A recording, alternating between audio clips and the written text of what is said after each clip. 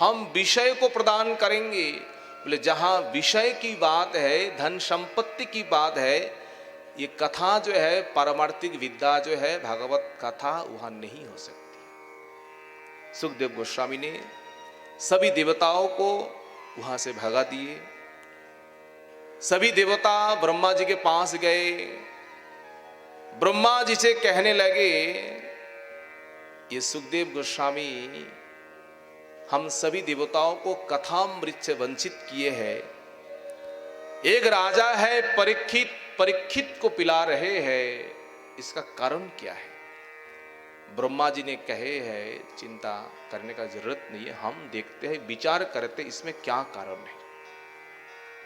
ब्रह्मा ने क्या किए है, तराजू लाए, एक परले पर सभी पुराणों को रखे और एक परले पर श्रीमद् भागवत। तोल में भागवत का ही पाला भारी हुए। तो देवताओं ने विचार किए हैं, ब्रह्मा जी ने विचार किए हैं कि भागवत क्या है, सभी ग्रंथों का सार है, ये भगवान का ही दिव्य वांग्मयी शरीर है, विग्रह है। तभी से भागवत भगवान का ही स्वरूप देवताओं ने माने हैं। बोलिए भागवत महापुराण की, बोलिए सुखदेव गोस्वामी की। ये कथा जो है, सबसे पहले देवर्षि नारद सौनक आदि ऋषियों से सप्ताहों के रूप में श्रवण के, सबसे पहले सप्ताह हुए हैं केवल सौनक आदि ऋषि और देवर्षि नारद के बीच में। सौनक आदि ऋषियों ने प्रश्न किए हैं, गुरुदेव आप तो कृपा करके कहिए, देवर्षि नारद कब जाकर के कथा सुने हैं? हम सब जानते हैं देवर्षि नारद कहीं पर भी एक जगह में नहीं बैठ पाते और 7 दिन तक बैठ करके कथा सुने हैं, इसका कारण क्या है? सौनक आदि ऋषियों से सुतदेव गोस्वामी कहते हैं, तो इसके लिए एक उपाख्यान आप सबको सुनना पड़ेगा। क्या उपाख्यान है? अब सुतदेव गोस्वामी कहना शुरू किए हैं। एक समय चतुर्शन क्या किए हैं, सत्संगों के लिए बद्रिका आश्रम गए हैं। एकदा हि विशालयं चत्वारो ऋषयो मला सत्संगार्थं समायाता ददृशुस्तत्र नारदम्। कहा गए? विशालया, विशालया अर्थात बद्रिका आश्रम। बद्रिका आश्रम में कौन है जानते हैं? कौन भगवान है?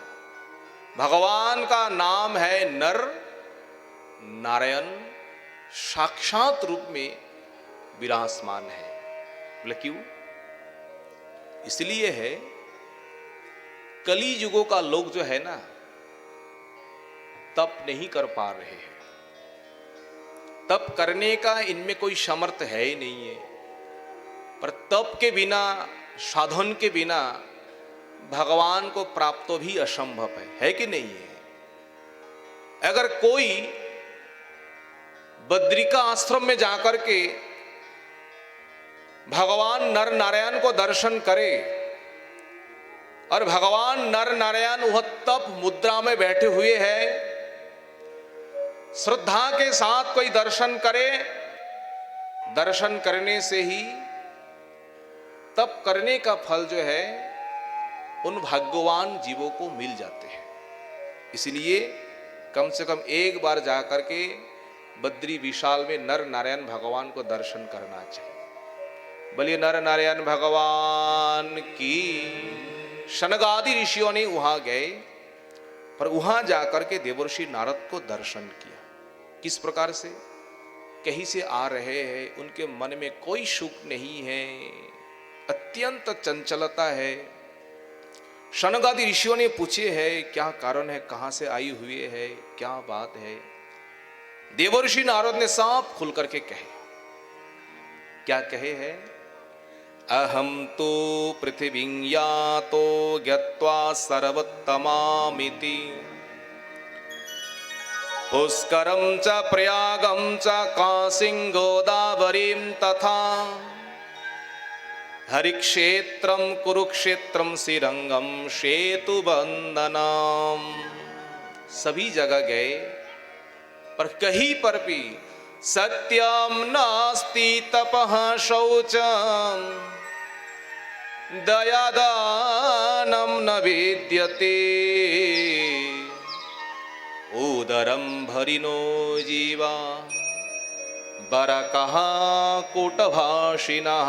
देवर्षि नारद ने जाकर के क्या दर्शन किए? श्री क्षेत्रम कुरुक्षेत्रम, जो काशी है, प्रयाग है, गोदावरी जो है, पुष्कर जो है, कहीं पर भी ना तो सत्य है, ना तप है, ना कोई भजन कर रहे हैं, ना दया है, ना दान है। एक ही देवर्षि नारद ने दर्शन किए हैं। क्या दर्शन किए हैं? उदरम भरिनो जीवः। उदर, उदर जानते हैं? उदर अर्थात पेट।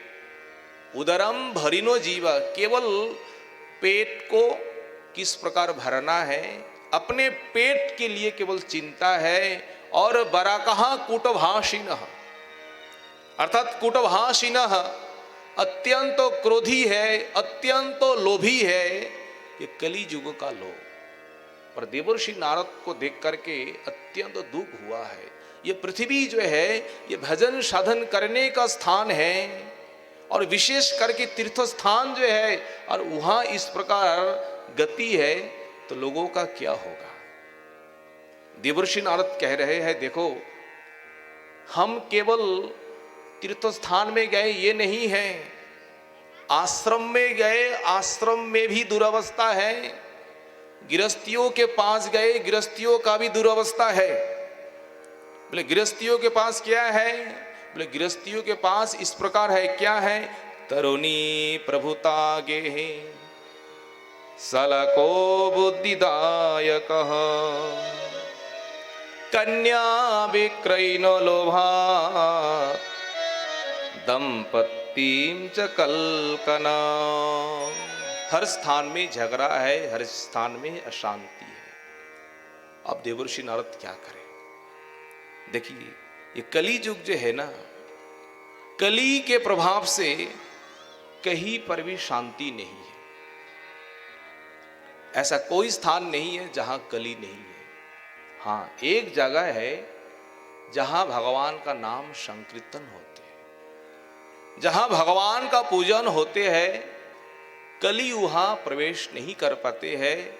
ये भगवान की इस प्रकार शक्ति है। और ये स्थान छोड़ करके सर्वत्र ही कली का प्रवेश है। इस प्रकार करके जब देवर्षि नारद दर्शन कर रहे हैं और दर्शन करते करते वहां से सीधे वृंदावन चले आए। और वृंदावन में आकर के कुछ आश्चर्य दर्शन हुआ है। वो क्या है? एक युवती है, उनके पास दो बूढ़े हैं, वो भी सोए हुए हैं, और स्त्रियां जो है ना उनकी सेवा कर रही है। देवर्षि नारद को देख करके युवती कहती है, भो वो साधो खनम तिष्ठ्य मच्चिंतामपि नाशयः साधूनां दर्शनम लोके सर्वथा गहरम पर। भक्ति देवी क्या कही? क्या कही है? दर्शनम तव लोकस्य सर्वथाग हरम परम। अगर कई संत महात्माओं को दर्शन करने के लिए कहीं जाए, शास्त्रों में वर्णन है हर पग पग में उनको अश्वमेध यज्ञ, वाजपेय यज्ञों का फल प्राप्त होते हैं। केवल गमन से और निकट जाकर के, पास जाकर के कोई सत्संग करे, हरिकथा श्रवण करे, उनको क्या मिलेगा इसका कोई तुलना है ही नहीं। इसलिए भक्ति देवी कही है, दर्शनम तब लोकस्य सर्वथाग हरम परम, दर्शने पवित्र करो यही तुम्हार गुण। ये महात्माओं की इस प्रकार शक्ति है।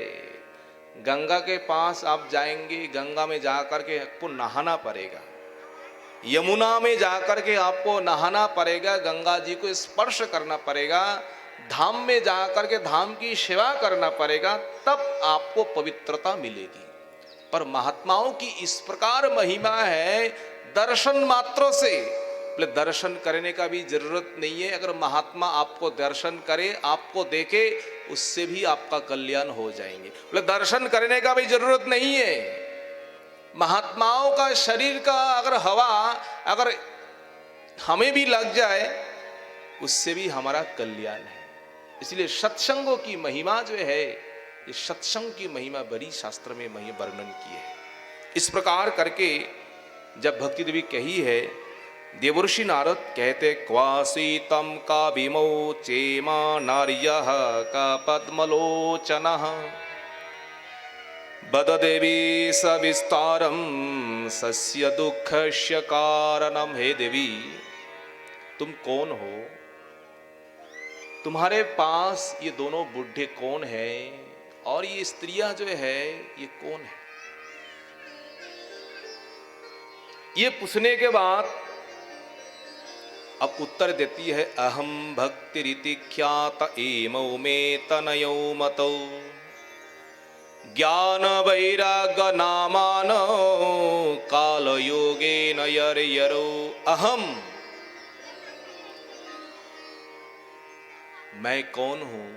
अहम भक्ति, मैं भक्ति हूं। इमौ में तनयौ मतौ, ये दोनों, ये मेरा पुत्र है। नाम क्या है? एक का नाम ज्ञान, एक का नाम वैराग्य है। पर क्या करे, काल के प्रभाव से दोनों बुढ़े बन गए। अब देवर्षि नारद को आश्चर्य लगा। संसार में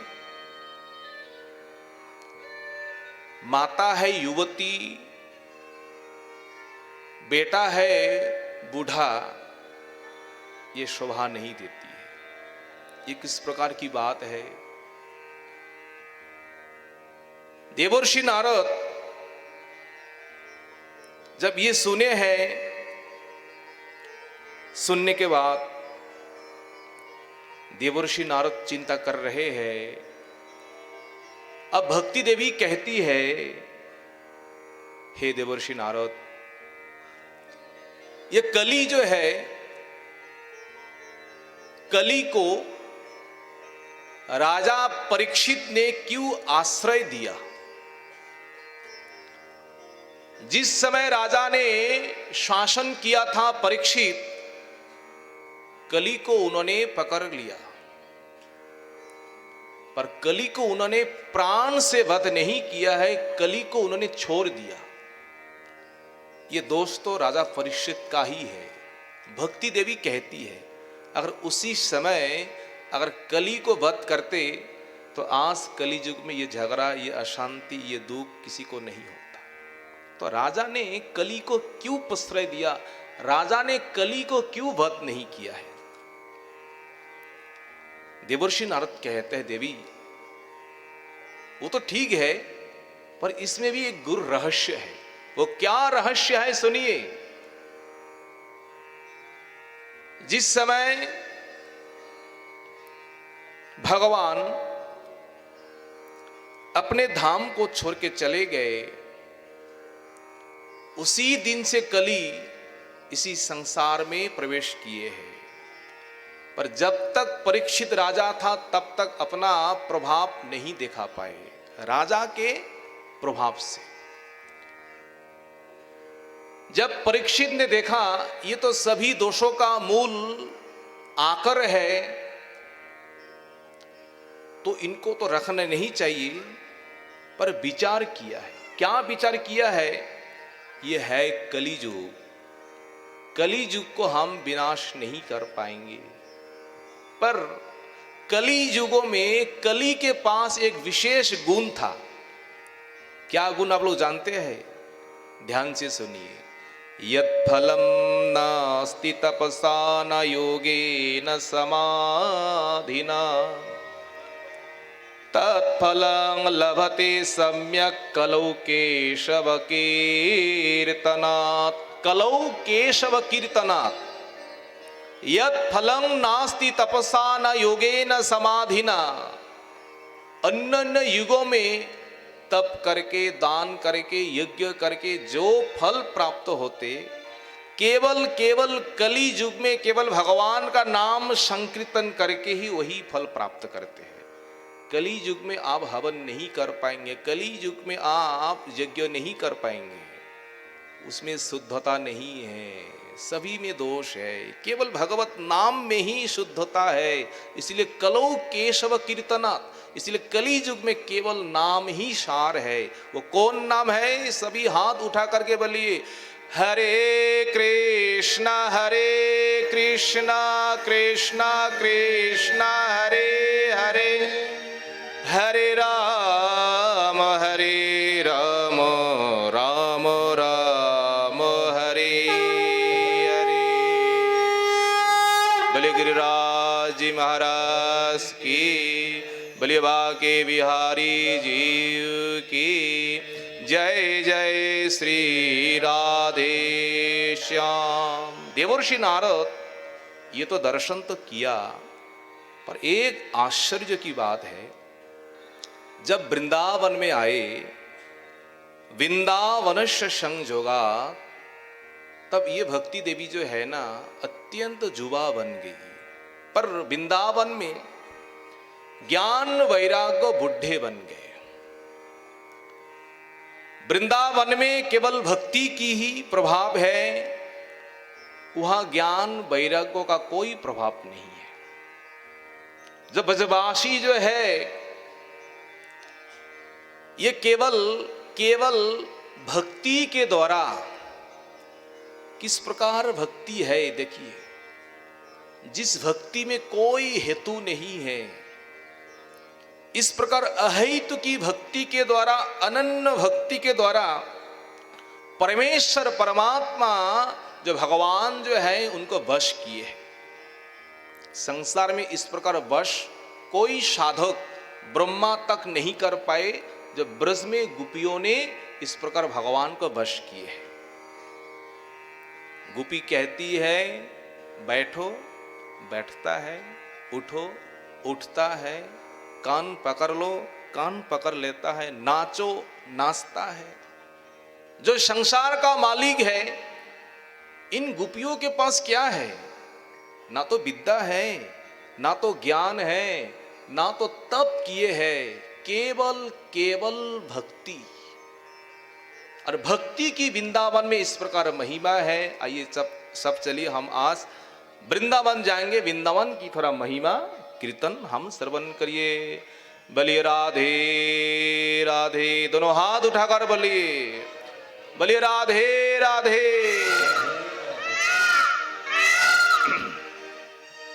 वृंदावन धाम को वास भला, जहाँ पास बहे यमुना महारानी। जो जन नाहिक ध्यान धरे, वैकुंठ मिले तिन क्यों राजधानी। जय हो। चारहु वेद बखान करे, और संत मुनि जिनके गुण गाने। यमुना यमदूतन तारत है, और भवतारत श्री राधिका। बोल श्री वृंदावन धाम की जय। जय जय श्री राधे।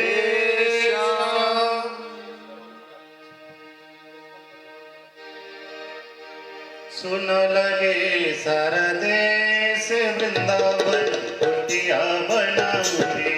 सुन लगे सारा देश वृंदावन कुटिया बनाऊंगी। कुटिया बनाऊंगी, कुटिया बनाऊंगी, कुटिया बनाऊंगी।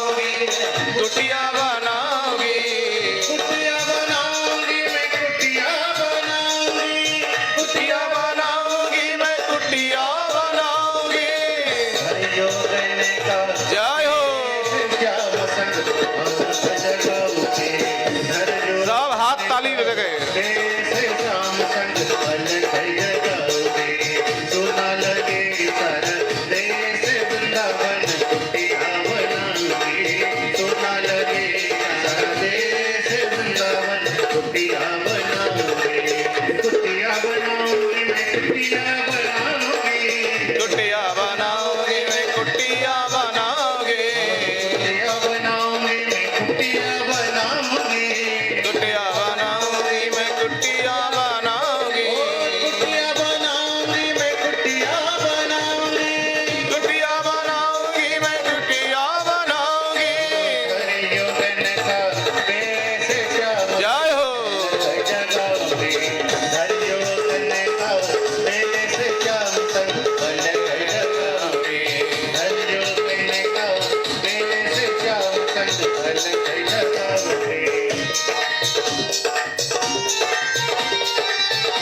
ताली बजा के।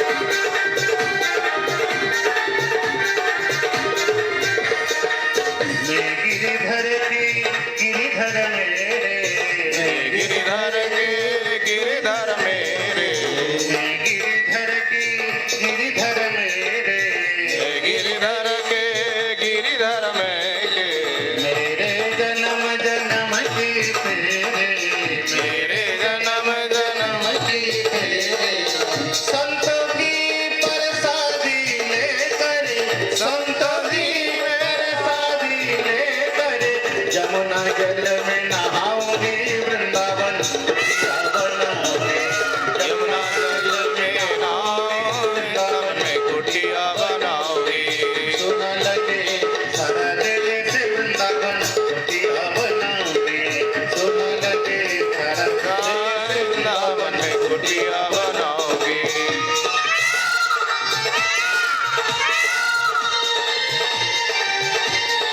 बोलिए राधा रानी की, गिरिराज जी महाराज की।